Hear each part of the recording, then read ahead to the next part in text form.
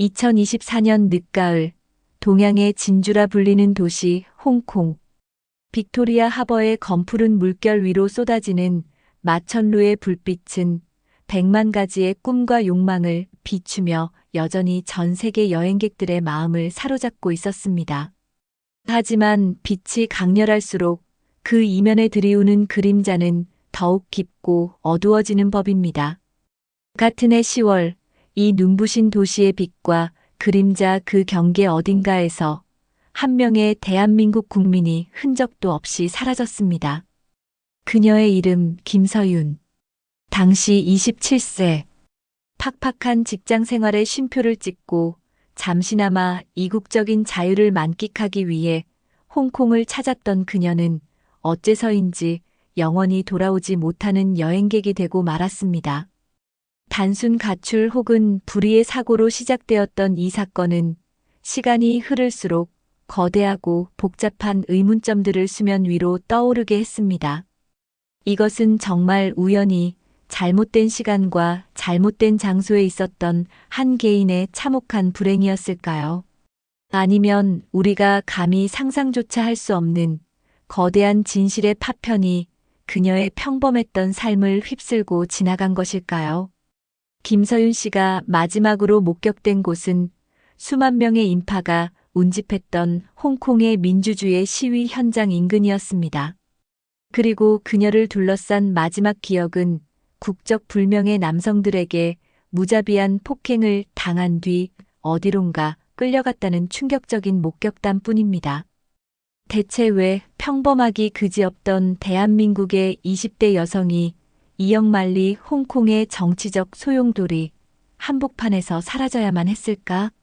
오늘 우리는 겹겹이 쌓인 시간의 먼지를 걷어내고 홍콩의 스산한 가을 안개 속으로 사라진 그녀의 마지막 행적을 따라가 보려 합니다. 사건의 진실을 끝까지 추적하는 저희 사건 번호 제로에서는 김서윤 씨와의 연락이 완전히 두절된 것으로 추정되는 그날을 기점으로 미스터리로 가득한 그녀의 시간을 분 단위로 재구성해 보겠습니다. 모든 미스터리는 시간의 흐름 속에 실마리를 남깁니다. 우리는 김서윤 씨의 생사가 확인되지 않은 마지막 시점, 2024년 10월 26일 토요일 저녁 7시를 기준으로 그녀의 마지막 24시간을 집요하게 복원했습니다. 이 시간의 기록 속에 우리가 놓친 진실이 숨어 있을지 모릅니다. 2024년 10월 25일 금요일 오후 3시 대한민국 인천국제공항 제2여객 터미널. 주말을 앞둔 공항은 여행의 설렘으로 가득 찬 이들의 활기로 북적이고 있었습니다.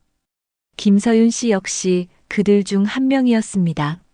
서울의 한 중소기업에서 디자이너로 일하던 그녀는 이번 3박 4일간의 홍콩 여행을 위해 반년 전부터 휴가를 계획하고 항공권과 숙소를 예매할 만큼 큰 기대를 품고 있었습니다.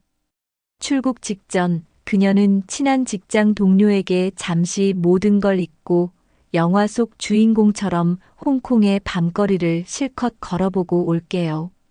팀장님 잔소리는 잠시 안녕. 이라는 유쾌한 메시지를 남겼습니다. 그녀의 SNS 계정에 남아있는 마지막 게시물은 공항 라운지 창가에 앉아 홍콩 여행 가이드북과 여권, 그리고 비행기 티켓을 나란히 놓고 찍은 사진 한 장이었습니다. 드디어 떠난다. 해시태그 홍콩, 해시태그 나 홀로 여행, 해시태그 가을 휴가 라는 해시태그와 함께 사진 속 그녀는 보이지 않았지만 그 게시물에서는 해방감과 기대감이 고스란히 느껴졌습니다. 이 사진이 그녀의 가족과 친구들이 기억하는 그녀가 세상에 남긴 마지막 공식적인 흔적이 될 것이라고는 그 누구도 상상하지 못했습니다. 10월 26일 토요일 오전 7시 홍콩에서의 첫 아침이 밝았습니다. 김서윤 씨는 예쁜 항구의 전망을 자랑하는 침사추이의 한 호텔에서 나와 본격적인 여행의 첫 발을 내디뎠습니다. 호텔 로비 CCTV에는 옅은 베이지색 트렌치코트 차림에 작은 크로스백을 메고 스마트폰으로 지도를 확인하며 활기차게 걸어 나서는 그녀의 모습이 선명하게 기록되어 있습니다. 이후 그녀의 행적은 교통카드 사용 내역과 그녀가 개인 클라우드에 실시간으로 동기화한 사진들을 통해 일부 확인됩니다. 오전에는 템플 스트리트 야시장의 아침 풍경을 구경하며 왁자지껄한 노점상들과 이국적인 물건들을 신기한 듯 카메라에 담았습니다. 어머니에게 선물할 작은 옥 장신구를 하나 샀다며 그 사진을 가족 단체 채팅방에 올리기도 했습니다. 점심 무렵에는 몽콕에 허름하지만 유명한 로컬 식당을 찾아가 뜨끈한 완탕면을 먹었다는 게시물을 SNS에 업로드했습니다. 김이 모락모락 피어오르는 완탕면 사진과 함께 진짜 홍콩의 맛 제대로 느끼는 중 줄 서서 먹은 보람이 있네 라는 짤막한 감상평이 적혀 있었습니다. 이 시간까지 그녀의 모든 동선과 행동은 홍콩을 처음 방문한 평범한 여행객의 그것과 조금도 다르지 않았습니다. 그녀의 발걸음이 닿는 곳마다 남겨진 기록들은 오직 순수한 설렘과 호기심으로 가득 차 있었습니다. 같은 날 오후 5시, 김서윤 씨는 한국에 있는 어머니 박은혜 씨와 영상 통화를 했습니다. 이것이 가족과 나눈 마지막 교신이었습니다. 어머니의 증언에 따르면 딸은 낮에 센트럴 소호거리의 아기자기한 상점에서 산 예쁜 실크 스카프를 목에 둘러 보여주며 어린아이처럼 자랑했다고 합니다. 저녁 식사 후에는 반드시 빅토리아 피크에 올라가 홍콩의 100만 불짜리 야경을 눈에 담고 오겠다며 한껏 들뜬 목소리였다고 합니다. 엄마, 여긴 정말 영화 속 세상 같아. 길거리 음식도 맛있고 사람들도 활기차고 오길 정말 잘한 것 같아. 통화 내내 딸의 목소리는 밝았고 배경으로 들려오는 소음 역시 수많은 인파와 차량들이 오가는 평범한 도심의 소리였습니다. 어머니는 사람 많은 곳에서는 늘 가방 조심하고 너무 늦게 다니지는 말아라 라는 평범한 당부를 건넸고 딸은 알았어요. 걱정 마세요. 저 다 컸잖아요. 라며 애교 섞인 대답을 했습니다. 통화 말미에 엄마 선물 많이 사갈게. 아빠랑 싸우지 말고. 사랑해. 라고 말했던 딸의 목소리가 아직도 귓가에 생생하다며 어머니는 인터뷰 내내 눈물을 멈추지 못했습니다. 당시 통화가 이루어진 위치는 스마트폰 GPS 기록상 홍콩 섬의 최대 번화가인 코즈웨이 베이의 한 대형 쇼핑몰 근처로 확인되었습니다. 오후 6시 30분. 코즈웨이 베이의 거리는 퇴근하는 직장인들과 저녁 약속을 위해 모여든 시민들, 그리고 전 세계에서 온 여행객들로 발 디딜 틈 없이 붐비는 시간이었습니다. 그리고 공교롭게도 이날 이곳에서는 주말을 맞아 대규모 민주주의 시위가 예정되어 있었습니다. 홍콩 경찰의 공식 발표에 따르면 당시 시위대는 평화적인 구호를 외치며 행진을 이어가고 있었으나 일부 지역에서는 시위대를 향해 적대감을 드러내는 친중 성향의 시민들과 시위대 사이에 산발적인 충돌이 발생하고 있었다고 합니다. 김서윤 씨가 빅토리아 피크로 향하는 트램 정류장으로 가기 위해 이동하던 중 의도치 않게 이 거대한 시위 행렬의 가장자리를 지나치게 된 것으로 추정됩니다. 그녀가 당시 상황의 심각성을 인지했는지는 확인할 수 없습니다. 다만 그녀의 클라우드 계정에 자동으로 업로드된 마지막 사진 한 장이 그날의 분위기를 짐작하게 합니다. 사진은 복잡한 거리 풍경을 담고 있었는데 초점은 약간 흔들렸지만 멀리 광복 홍콩, 시대혁명이라는 문구가 적힌 검은 깃발과 수많은 사람들이 든 우산의 모습이 흐릿하게 포착되었습니다. 이것이 그녀가 세상에 남긴 마지막 이미지 파일이었습니다. 저녁 7시경. 비극이 발생합니다. 당시 현장에 있었으나 신변의 위협을 느껴 익명을 요구한 복수의 목격자들의 증언을 종합하면 김서윤 씨는 시위대와 반대편 시민들 사이에 격렬한 언쟁이 벌어지던 곳을 최대한 피해서 빠르게 지나가려던 중이었다고 합니다. 그때 건장한 체격의 남성 서너 명이 시위대를 향해 알아들을 수 없는 중국어로 거친 욕설을 퍼부으며 달려들었고, 그 과정에서 김서윤 씨가 이들과 부딪히며 바닥에 넘어졌다는 것이 현재까지 확인된 내용입니다. 깜짝 놀란 그녀는 한국어로 "아, 왜 이러세요?" 라고 외쳤다고 전해지는데, 이 말이 오히려 이성을 잃은 남성들의 분노를 자극한 것으로 보입니다.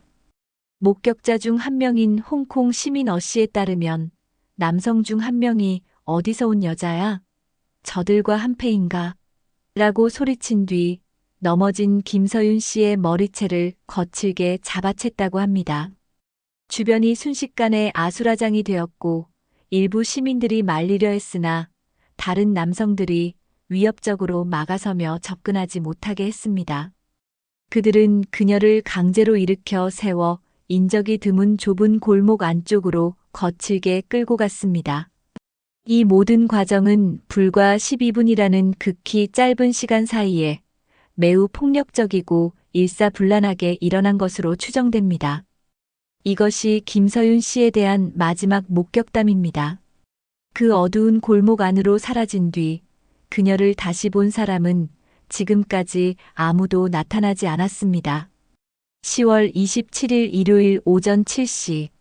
한국의 가족들은 밤새 딸과 연락이 닿지 않자 서서히 불안감에 휩싸이기 시작했습니다.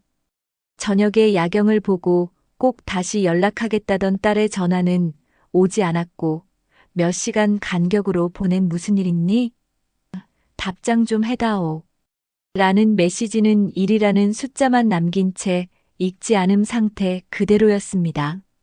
처음에는 휴대폰 배터리가 방전되었거나 여행 마지막 날이라 정신없이 구경하느라 연락을 잊었을 것이라고 애써 스스로를 위로했습니다. 하지만 시간이 흐를수록 불길한 예감은 걷잡을 수 없이 커져만 갔습니다. 같은 날 저녁 7시. 김서윤 씨가 마지막으로 목격된 지 만 하루가 지났습니다.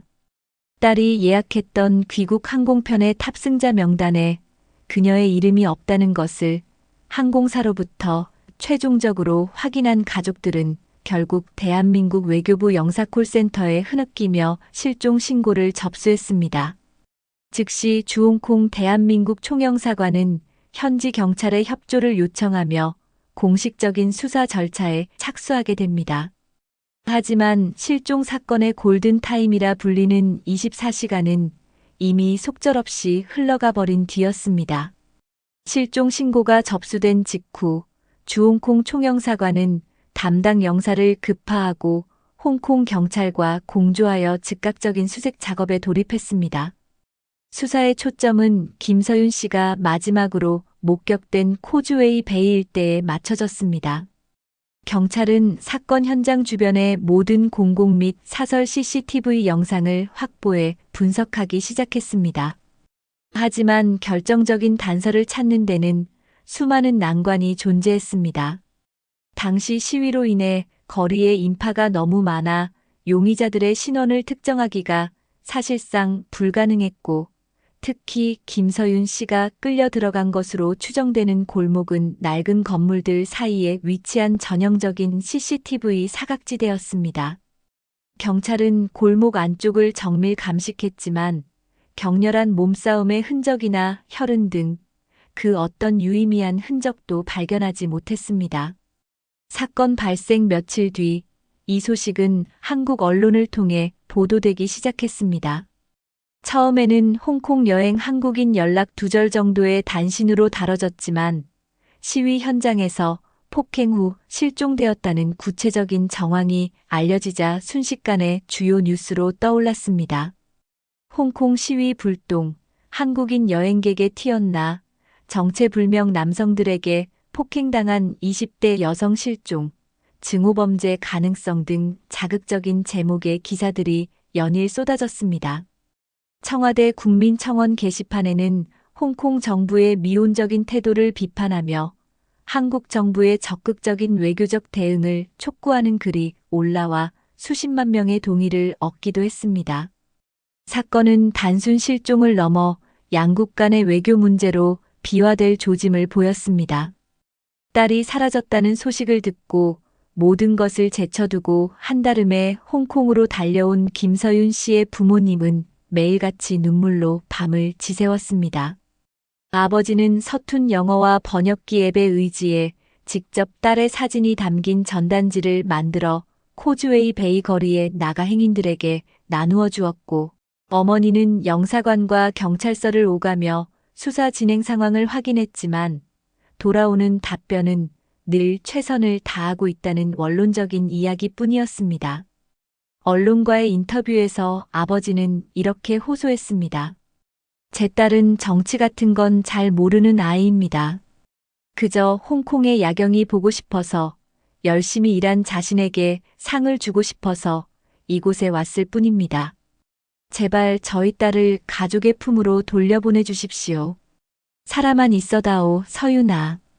피켓을 든 아버지의 떨리는 목소리는 현지 교민 사회는 물론 한국 국민들의 마음까지 울렸습니다.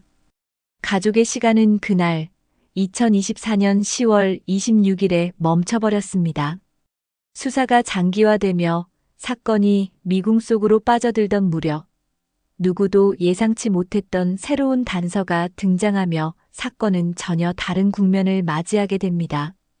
홍콩 경찰은 초기 수사에서 김서윤 씨를 단순한 시위 현장의 불운한 희생자로 판단했습니다.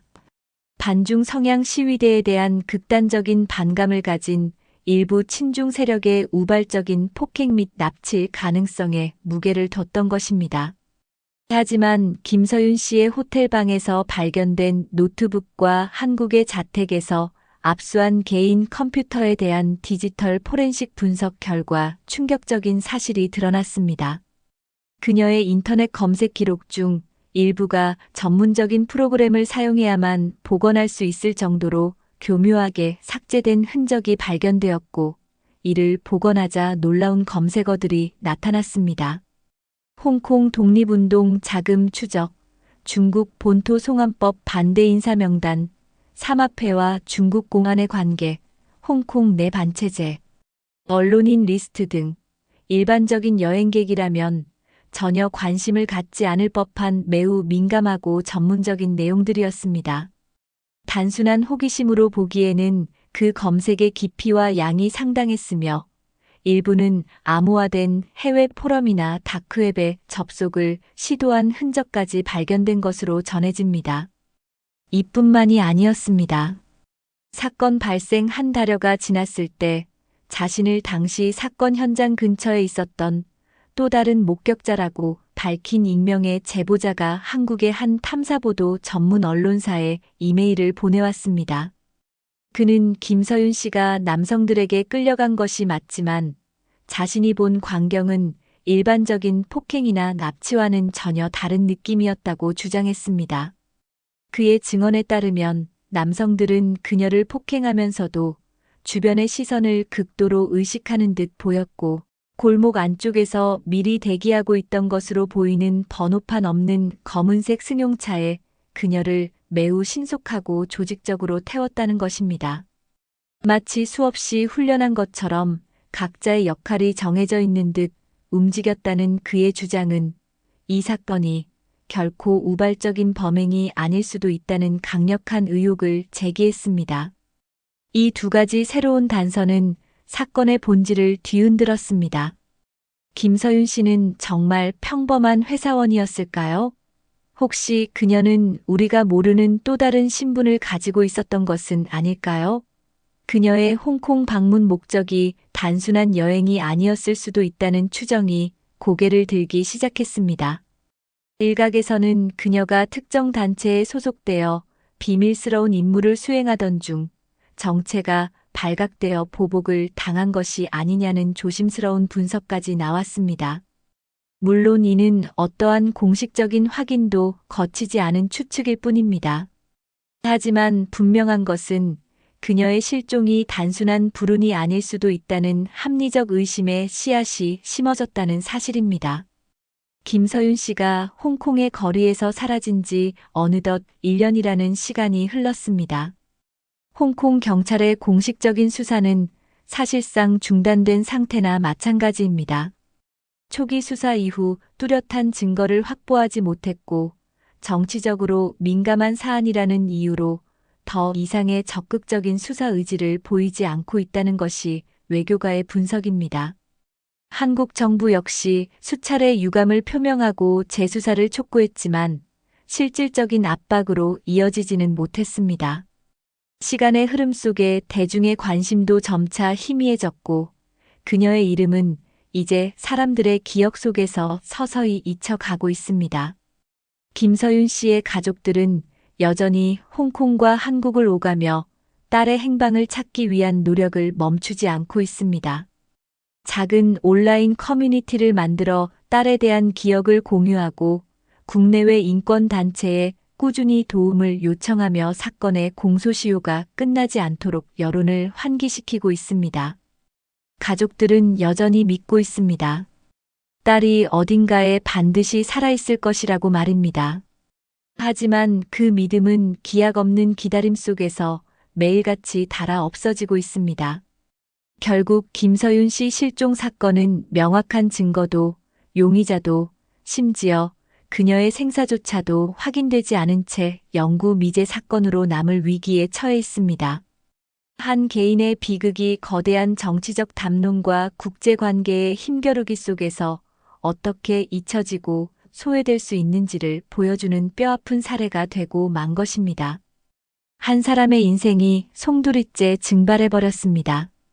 가족과 친구, 사랑하는 사람들이 있던 그녀의 세계는 이제 텅 빈 공간이 되었습니다.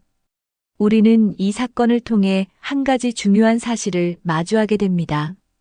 거대한 이념의 충돌과 국가 간의 갈등 속에서 한 명의 평범한 개인은 얼마나 무력하고 연약한 존재가 될 수 있는가. 김서윤 씨의 실종은 단지 한 개인의 비극을 넘어 우리가 발 딛고 사는 이 시대의 어두운 단면을 보여주고 있습니다. 누군가는 이제 그만 잊어야 한다고 말할지도 모릅니다.